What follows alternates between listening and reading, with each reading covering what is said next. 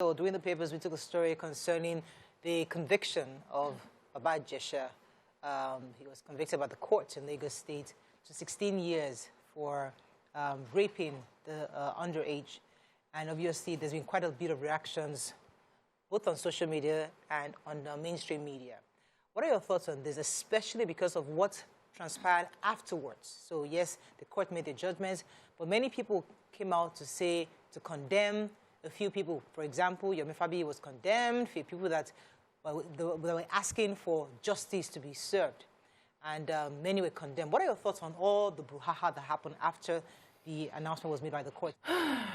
You know, when I heard first, then I saw the video of Princess, the first one I saw, she was dancing, she was jubilating, and I could understand, you know, at the time that issue happened, it seemed like she was left alone by the people that mattered the most to her, the people she had looked up to, the people who were supposed to be holding her hand to say, don't worry, we're going to fight this to the end. There was just a few people who stood. Yabo Ojo stood by her and did not even care about any other thing. So it was victory for her to say that, oh, okay, so justice can be given, justice can be had in this country. And it's hope for a lot of people who have gone through a form of abuse or another, to say that if you are ready to fight the fight and you're ready to follow through, you can have justice. I think it was a step in the right direction to see this justice being served. But, you know, this other guy, Yomi, who keeps speaking and speaking, I'm beginning to suspect him, because at the time this event started and, you know, Princess was crying up and down, you know, looking for justice and everything, he kept speaking and standing as if it was too personal for him, and people were beginning to ask, are you sure you're not even the same sort of man? Are you sure you're not this kind of person? For you to still stand, there's a time for you to pack up your bags and go. There's a time for you to keep quiet.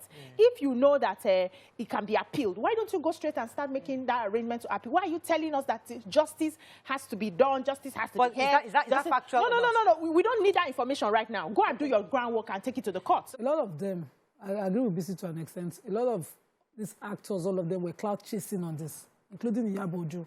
With no sense of responsibility here. A lot of them were clout chasing on this. The concern for me, like I said before, is the young girl, not even Princess. So because now, you know, what we are seeing here and there is our reactions. Two parties are affected by this whole act and the judgment. The girl, Baba Ijesha. Those are the two people whose lives have been affected.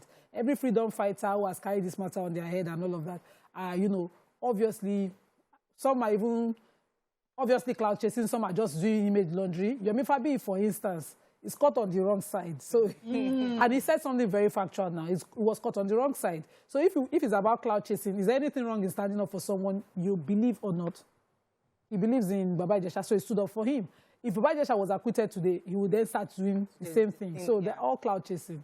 The two people who are most affected by it, and I hope that for this girl, helps her to fair enclosure, is the young girl.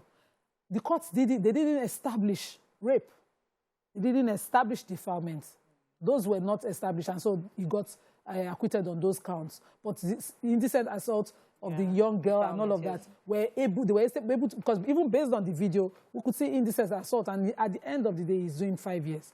We want to wish that, you know, the first attempt where he actually penetrated that girl was something that the court were able to establish, or even the second one. So that's a more grievous crime. Those are the more grievous one, and the more deterring one.